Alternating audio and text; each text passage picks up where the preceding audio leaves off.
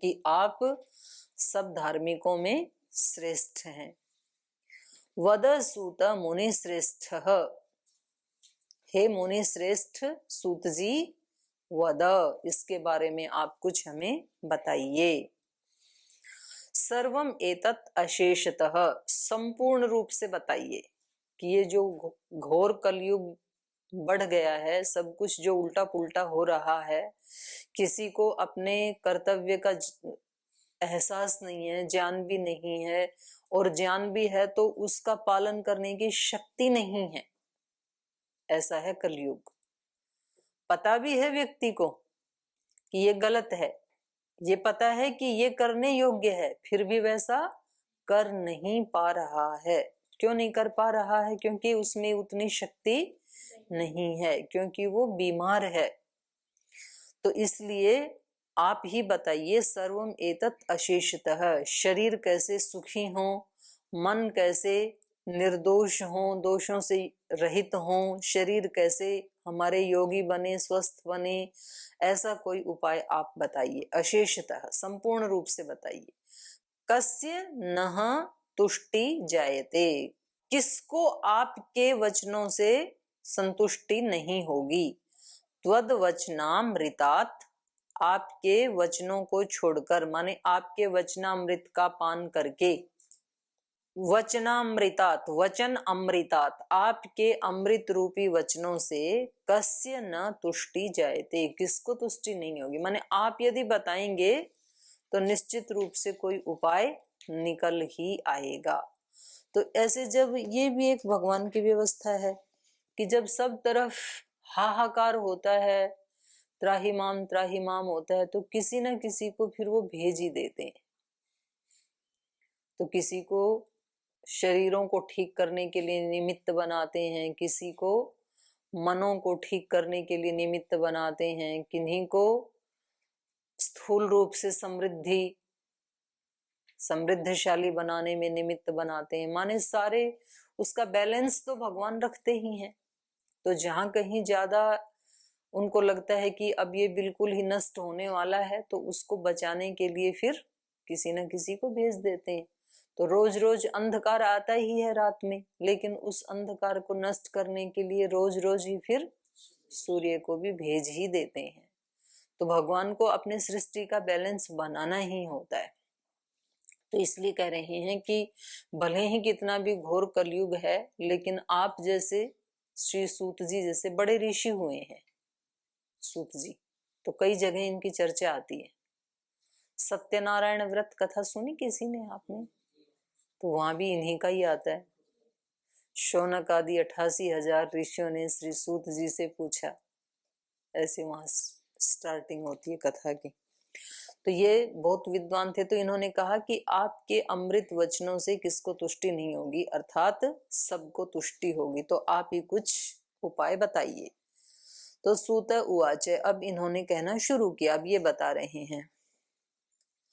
शृणोध्वं ऋषयः सर्वे यदिष्टम्बो वदाम्यहं, गीतं सनत्कुमाराय नारदेन महात्मना, रामायणं महाकाव्यं सर्ववेदेषु सम्मतं, सर्वपापः प्रशमनं दुष्टग्रह निवारणं, दुःस्वप्नाशननं धन्यं मुक्ति फलप्रदं, रामचन्द्रकथोपेतं सर्वकल्याण सिद्धिदं, धर्मार्थकाममोक्षाणां हेतुभूतं महाफलम्, अपूर्वं पुण्यफलदं शृणोध्वं सुसमाहिताः, महापातकयुक्तो वा सर्वपातकैः, श्रुत्वैतद्दार्शं दिव्यं हि काव्यं शुद्धिम् अवाप्नुयात्, रामायणेन वर्तन्ते सुतरां ये जगद्धिताः, त एव कृतकृत्याश्च सर्वशास्त्रार्थकोविदाः। तो इन्होंने कहा, ऋषयः शृणुध्वम, हे ऋषियों सुनो, सर्वे यद इष्टम, वह जो आप सबको इष्ट है, माने आप सब लोग क्या चाहते हैं, कलयुग में भटकती हुई आत्माओं का कल्याण चाहते हैं आप, तो उसको अहम वदामि, उसके बारे में मैं बताता हूँ। शृणुध्वम, अब आप सुनिए। गीतम सनत कुमाराय नारदेन महात्मना, जिस गीत को सनत कुमाराय नारदेन महात्मना, उपनिषद में तो हमने पढ़ा कि सनत कुमार ने नारद को सुनाया ये, और यहाँ कह रहे हैं नारद के द्वारा सनत कुमार को सुनाया गया। तो हो सकता है वो कोई दूसरे सनत कुमार ऋषि रहे होंगे। तो यहाँ पर नारद गुरु हैं और सनत कुमार कोई शिष्य हैं। तो कह रहे हैं वो यही गीत जो मैं आपको सुनाने जा रहा हूँ, जो उपदेश मैं आपको बताने जा रहा हूँ, यही नारद ने सनत कुमार को सुनाया था। चार ये माने जाते हैं ना, सनक, सनंदन, सनातन और सनत कुमार, तो ये उनमें से होंगे। तो वो तो नारद से कनिष्ठ हैं ये वाले सनत कुमार जो हैं। तो नारदेन महात्मना गीतम सनत कुमाराय, और वो कौन सा गीत था, रामायणम महाकाव्यम सर्व वेदेषु सम्मतम, सब वेदों के ज्ञान से जो सम्मत है, माने चारों वेदों का भी जो सारांश है, ऐसा रामायण महाकाव्य। कैसा है वो, सर्व पाप प्रशमनम, सब प्रकार के पापों का शमन करने वाला, प्रशमनम प्रकृष्टता से शमन करने वाला, शारीरिक, मानसिक, आध्यात्मिक, सामाजिक, राजनैतिक, जितने भी प्रकार के पाप हो सकते हैं और कलयुग में बढ़े हुए हैं जो भी पाप, उन सब का ये प्रशमनम, नाश करने वाला है। क्योंकि कुछ उपाय ऐसे हैं कि वो व्यक्तिगत तो प्रशमन कर देते हैं, लेकिन पूरे समाज में प्रशमन नहीं कर सकते हैं। तो रामायण ऐसा उपाय है कि जो सब दृष्टि से, उसमें जैसे कहा है वैसा आचरण करने से, उसका जो उपदेश है उससे संबंधों में जो दोष आए हैं वो भी ठीक होते हैं, समाज में जो दोष आए हैं वो भी ठीक होते हैं, राजनीति के दोष भी ठीक होते हैं, व्यक्तिगत जीवन के दोष भी ठीक होते हैं। ये ऐसा है। सर्व प्रशमनम दुष्ट ग्रह निवारणम, कहते हैं ना भाई इसके तो ग्रह अभी दुष्ट चल रहे हैं, ग्रह नक्षत्र अच्छे नहीं चल रहे, ऐसे बोला जाता है ना। तो सब जो दुष्ट ग्रह हैं उनका निवारण करने वाला, ग्रह मतलब ग्रस लेने वाला, ग्रह किसको कहते हैं, गृह ग्रहणी, ग्रहण करने वाला, ग्रस लेने वाला, निगल जाने वाला। तो ग्रह क्या करते हैं, व्यक्ति की बुद्धि को, उसके ज्ञान को, उसको गृहित कर लेते हैं, उसको बांध देते हैं आत्मा को पाप से, और उसके पुण्य को ग्रस जाते हैं, इसलिए उनको ग्रह कहते हैं, बांधने वाले, ग्रहण करने वाले, ग्रस जाने वाले। तो ये पाप ऐसे हैं। तो इन सब ग्रहों का भी निवारण करने वाला कौन है, रामायण महाकाव्य।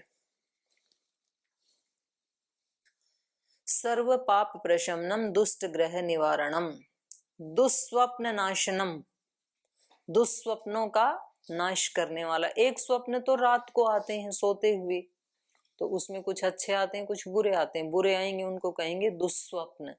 और एक जागते हुए ही व्यक्ति स्वप्न लेता है, तो उसमें कुछ अच्छे स्वप्न लेता है कुछ बुरे स्वप्न लेता है। तो जो बुरे स्वप्न लेता है वो क्या है, दुस्वप्न। बुरे स्वप्न क्या है, मैं उसका धन चुरा लूंगा, मैं उसको ये हानि पहुंचाऊंगा, मैं उसको अपमानित कर दूंगा, मैं उसको मजा चखा दूंगा। ये इस प्रकार के जो स्वप्न लेता है व्यक्ति, फिर उसकी प्लान भी बनाता है कि ऐसे ऐसे चलूंगा मैं, और इसने मेरे को ऐसे कहा ना, तो अभी देखो इसको मैं बताता हूँ, इसको मैं मजा चखाता हूँ। तो ये क्या है, दुस्वप्न, अच्छा स्वप्न नहीं है ये। अच्छा स्वप्न क्या है कि एक प्रज्ञा युक्त व्यक्ति का जीवन कैसा होता है, एक आदर्श व्यक्ति का जीवन कैसा होता है, वो मैं जी के दिखाऊंगा। इन्होंने मेरे को ठगी की, मेरे को चीट किया, मेरे को धोखा दिया, तो अब मैं एक आदर्श व्यक्ति की तरह इसका उत्तर दूंगा। मैं अपनी अच्छाई से इनकी बुराई को पराजित करूंगा। ये क्या है? ये अच्छा स्वप्न है। तो जैसा व्यक्ति स्वप्न लेगा वैसा फिर आचरण भी करेगा। तो सब कुछ इसी के ऊपर डिपेंड है कि हमने अपने जीवन का क्या स्वप्न लिया है, हम क्या अपने आप को देखना चाहते हैं, खुद को, तो वैसा हम फिर आचरण भी करेंगे। क्योंकि प्रतिकूलताएं तो आएंगी ही ना। तो श्री राम ने कैसे स्वप्न लिए? जब उनकी माताजी ने, सौतेली माताजी ने, उनके पिताजी ने, मंथरा ने जब उनको परेशान किया, उनके साथ धोखा किया, छल किया, कपट किया, तो श्री राम ने कैसा स्वप्न लिया कि मैं अपने आदर्श जीवन से इनको पराजित करूंगा, दुष्टता से नहीं। तो इसलिए फिर उन्होंने वैसा ही आचरण किया। तो दो तरह से व्यक्ति दूसरे को पराजित करता है। एक तो होता है टिट फॉर टैट, जैसे को तैसा, तो उससे भी पराजित करता है। और एक होता है अपनी अच्छाई से पराजित करना, तो वो ज्यादा स्थायी होता है और वो दोनों को सुख देने वाला होता है, पराजित होने वाले को भी और पराजित करने वाले को भी। लेकिन ये थोड़ा कठिन पड़ता है। और जैसे को तैसे वाला सरल पड़ता है, लेकिन वो ना करने वाले को सुख देगा आध्यात्मिक रूप से। वो ना तो पराजित करने वाले को सुख देगा, ना तो पराजित होने वाले को सुख देगा। दोनों का ही जो आत्मा है वो कैसा रहेगा? शोक संतप्त रहेगा। तो अलग अलग प्रसंग में अलग अलग निर्णय किए जाते हैं। ये बात जो हो रही है ये किसकी हो रही है? ये आध्यात्मिक क्षेत्र की बात हो रही है, योगी होने की बात हो रही है ये। तो उसका घालमेल नहीं करना है हमें। तो इसलिए इन्होंने कहा दुस्वप्न नाशनम धन्यम भुक्ति मुक्ति फलप्रदम। और ये रामायण महाकाव्य क्या है? भुक्ति मुक्ति। मनुष्य के जीवन के दो ही लक्ष्य हैं, भोग और अपवर्ग। तो भोग को क्या कहा यहाँ? भुक्ति। अपवर्ग को क्या कहा? मुक्ति। तो ये कैसा है? अभ्युदय और निश्रेयस को देने वाला है। ये भोग और अपवर्ग को देने वाला है। हमारे सभी शास्त्रों का उद्देश्य क्या है? भोग और अपवर्ग को दिलाना। मनुष्य का उद्देश्य वही बताया सभी शास्त्रों ने। तो इसलिए रामायण का भी उद्देश्य क्या है? भुक्ति मुक्ति फलप्रदम। रामायण महाकाव्य क्या देने वाला है? भुक्ति और मुक्ति। तो ऐसा रामचंद्र कथोपेतम सर्व कल्याण सिद्धिदम। तो ये रामायण महाकाव्य जो है ये कैसा है? रामचंद्र कथोपेतम, श्री रामचंद्र की कथाओं का इसमें वर्णन है। उसको सेंटर में रख करके भगवान राम की कथा को निमित्त बना करके ये महाकाव्य कैसा है? सर्व कल्याण सिद्धिदम, सब प्रकार के कल्याण की सिद्धि देने वाला है, सब प्रकार से हमारा कल्याण करने वाला है। धर्मार्थ काम मोक्षाणाम हेतु भूतम महाफलम अपूर्वम पुण्य फलदम।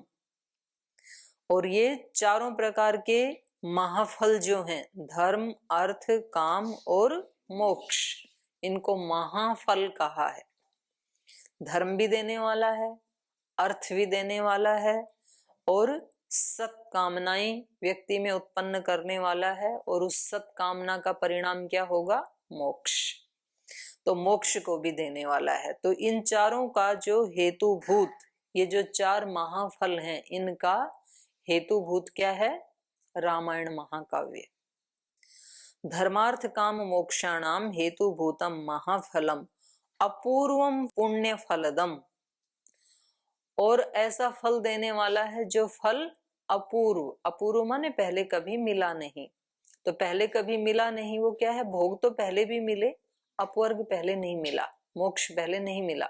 मिल जाता तो आज यहाँ नहीं होते। तो अब ये रामायण महाकाव्य क्या है? वो भी देने वाला है। तो इसलिए इसको कहा अपूर्वम पुण्य फलदम। पुण्य का फल, हमने स्वर्ग को पाया, समृद्धि को पाया, संबंधों को पाया, लेकिन पुण्य का एक फल और है, वो क्या है? मोक्ष। तो ये उसको देने वाला है। अपूर्वम पुण्य फलदम शृणुध्व सुसमाहिता। तो अब उसके बारे में आप सुनिए, लेकिन कैसे सुनना है? सुसमाहिता, आधे अधूरे मन से नहीं सुनना है, समाहित होकर के सुनना है। समाहित होकर के भी नहीं सुनना है, सुसमाहिता, अत्यंत एकाग्र होकर के सुनना है। इस बात को, अपने चित्त को समाहित करके सुनना है। तो फिर सुनते सुनते ही घटना घटित हो जाती है। जो संपूर्ण चित्त से सुनता है ना, इसलिए हमारे यहाँ जो गुरुजन हैं उनके लिए एक शब्द प्रयोग किया जाता है उपनिषद में। बोलो क्या किया जाता है? बहुश्रुत, श्रोत्रिय, ब्रह्मनिष्ठ। श्रोत्रिय मतलब जिन्होंने बहुत सुना है। सुना है मतलब सुन के वो अपने जीवन में आ गया, वो ही सुना हुआ होता है। वरना तो सुना और ना सुना बराबर ही है ना। हमने शास्त्र को कितना सुना, हमने गीता को कितना सुना, उपनिषदों को कितना सुना, दर्शन को कितना सुना, ये कैसे पता लगेगा?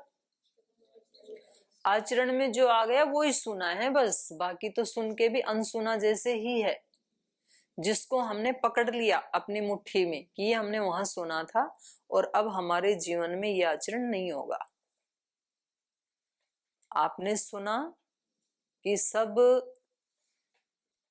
दुनिया की जो माँ बहन बेटियां हैं उनको कैसे देखना है? अपने सगी माँ बहन बेटी की जैसे। और वैसा जो व्यक्ति जीता है तो समझ लो उसने उस उपदेश को सुना।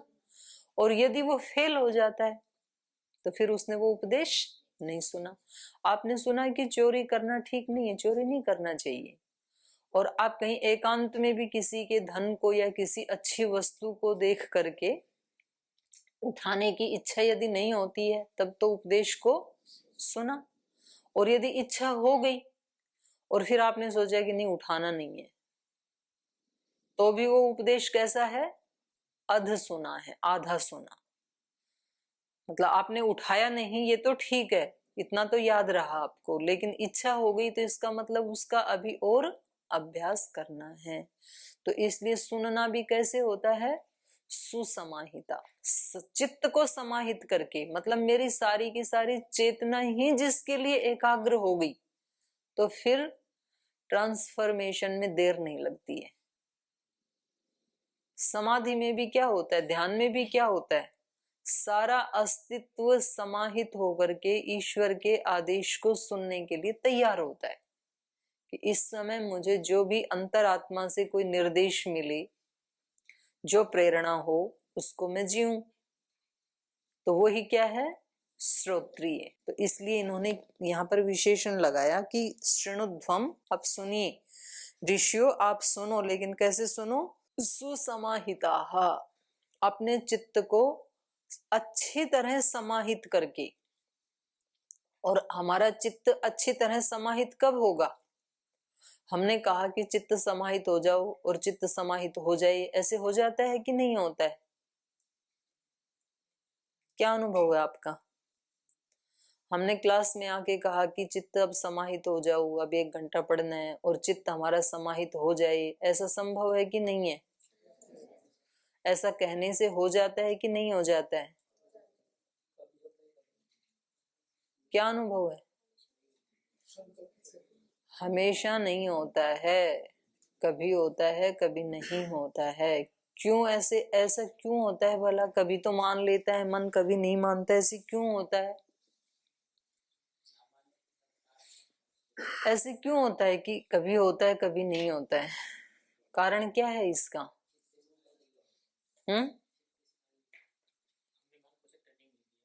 हाँ, ऐसा करने के लिए भी तो ट्रेनिंग देनी होती है ना।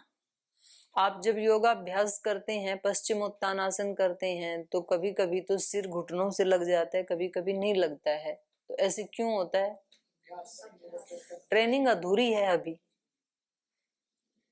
तो इसलिए कभी कभी पेट खाली हो, चित्त प्रसन्न हो, फ्लेक्सिबल हो तो झुक जाता है। किसी दिन मन में अकड़ हो, खा भी ज्यादा लिया हो, तो फिर नहीं झुकता है।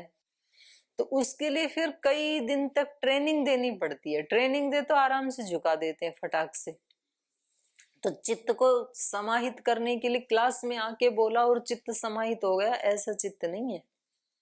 ऐसा हो तो जब आप याद करने लगे सूत्र, आपने कहा कि 10 मिनट में 20 सूत्र याद कर देना, कम से कम 1 मिनट में 2 सूत्र याद कर देना, और आपका चित्त कर दे तो बड़ा अच्छा चित्त है फिर तो। लेकिन ये चित्त क्या करता है, किसी किसी दिन तो कर देता है, किसी किसी दिन नहीं करता है। आप बोलते हो जी खूब प्रयास कर रहा हूं, याद हो ही नहीं रहा, 1 घंटा हो गया। कभी कभी जब मैं सुनती हूँ ना, तो किसी किसी दिन तो 1 घंटे में फटाफट सुना देते हैं 20, 30, 40, 50 सूत्र, और किसी दिन किताब लेके बैठे ही रहते हैं।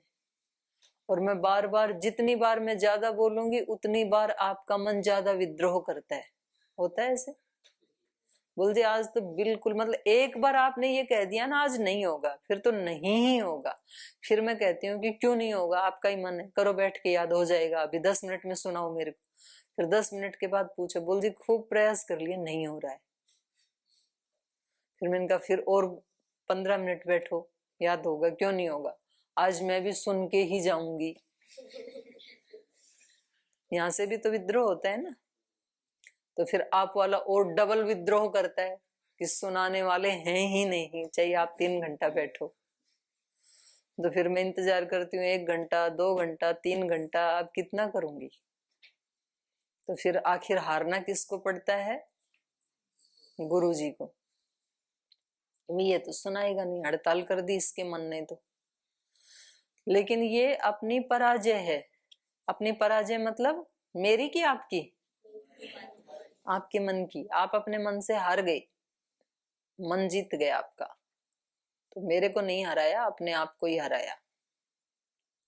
तो कभी मन मान लेता है, कभी मन नहीं मानता है। ऐसा क्यों होता है? क्योंकि उस मन को हमने प्रतिदिन ट्रेनिंग नहीं दी।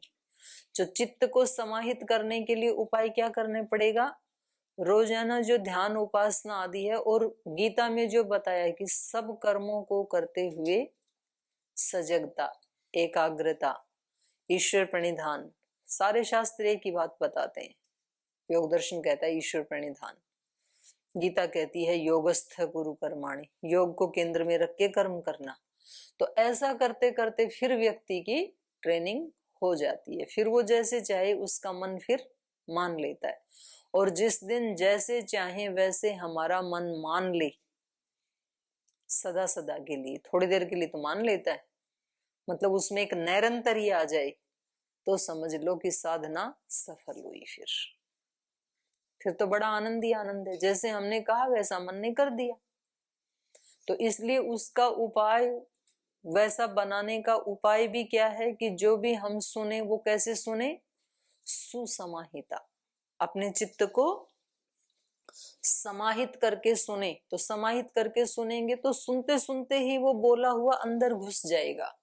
तो आपको याद करने में दोबारा ज्यादा मेहनत नहीं करनी पड़ेगी।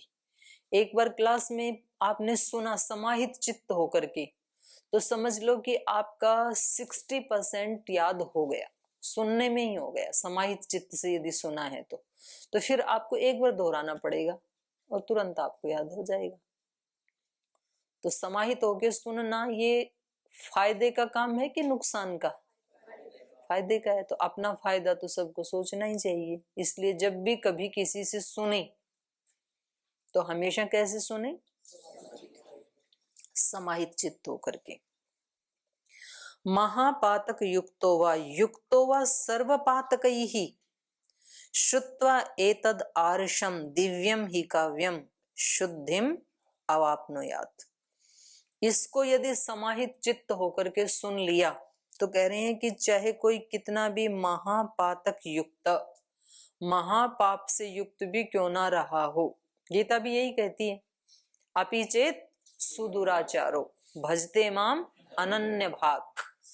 अगर कोई सुदुराचारी भी मुझे अनन्य भाग होकर के भजता है तो क्षिप्रम भवति, तुरंत ही वो जल्दी ही धर्मात्मा बन जाता है। यहां भी वही कह रहे हैं, महापातक युक्तो वा सर्व पातकई, एक पाप नहीं सारे पापों से भी युक्त यदि व्यक्ति का जीवन रहा है तो भी एतद आर्षम दिव्यम काव्यम श्रुत्वा, इस आर्ष दिव्य काव्य को सुनकर के शुद्धिम अवाप्नुयात, निश्चित रूप से ही वो शुद्धि को प्राप्त कर लेगा। तो शेष फिर कल पढ़ेंगे, अभी समय हो गया। आप समाहित चित्त का अभ्यास करना आज से, और आज का पाठ यहीं विराम देते हैं।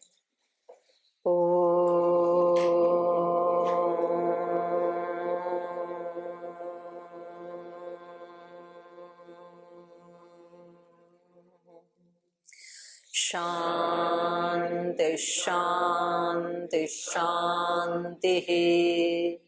श्री गुरुभ्यो नमः।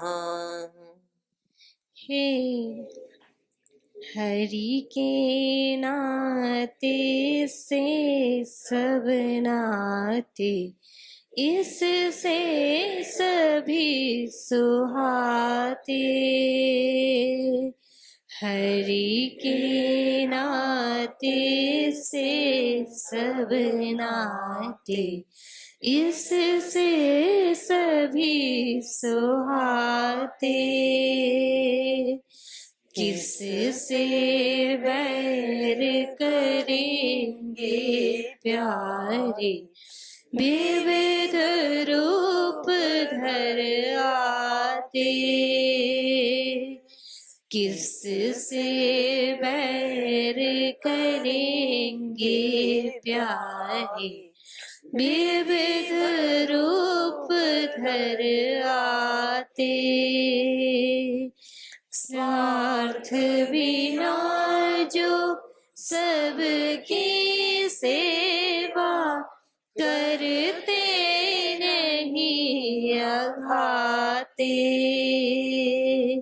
स्वार्थ बिना जो सबकी सेवा करते नहीं अघाते। पर दुख दुखी सुखी पर सुख में, वो जन हरि को भाते। पर दुख दुखी सुखी पर सुख में, वो जन हरि को भाते। हरि के नाते से सब नाते, इससे सभी सुहाते। किससे बैर करेंगे प्यारे, विविध रूप धर आते। विविध रूप धर आते। विविध रूप धर आते। ओम श्री गुरुभ्यो